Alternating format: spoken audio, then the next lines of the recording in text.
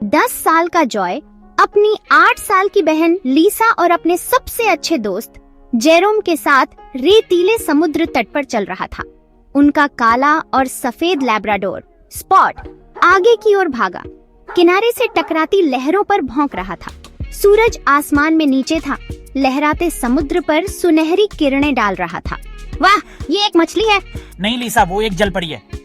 हमें उसे वापस पानी में डाल देना चाहिए। लहरों ने उसे किनारे पर धो दिया होगा। अरे, हमने उसकी जान बचाई। कमाल है। देखो। शुक्रिया बच्चों। वो बात कर सकती है। हाँ, मैं बात कर सकती हूँ। और शुक्रिया के तौर पर क्यों ना तुम लोग देखो कि मैं कहाँ रहती हूँ। लेकिन हम पानी के नीचे सांस नहीं ले सकते। अगर तुम ये खास समुद्री शैवाल खाओगे तो ले सकते हो। वाह, मुझे ऐसा भी नहीं लग रहा कि मुझे हवा चाहिए। चलो।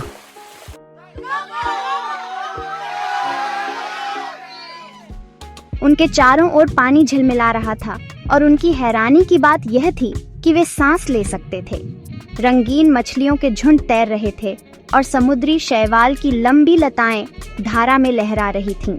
मैं यहीं रहती हूँ, लेकिन हमें सावधान रहना होगा। हम सारा दिन शार्क से बचने की कोशिश करते हैं। क्या उसने शार्क कहा? मुझे लगता है हमारा रोमांच अब और खतरनाक हो गया है। और इसलिए उनकी पानी के नीचे की यात्रा शुरू हुई। वो एक रीफ शार्क है, ज्यादा खतरनाक नहीं, लेकिन हमें इससे दूर रहना चाहिए। बाल बाल बचे। मेरी दुनिया में आपका स्वागत है। ये खूबसूरत है, लेकिन हमें हमेशा सावधान रहना होगा। ये अविश्वसनीय है। आप यहाँ नीचे कैसे रहते हैं? आओ, मैं तुम्हें दिखाती हूँ। यह मेरा घर है। मैं जहाज के मलबे से खजाने और ऊपर की दुनिया से खोई हुई चीजें इकट्ठा करती हूँ। ये सुंदर है। ये किसी का रहा होगा।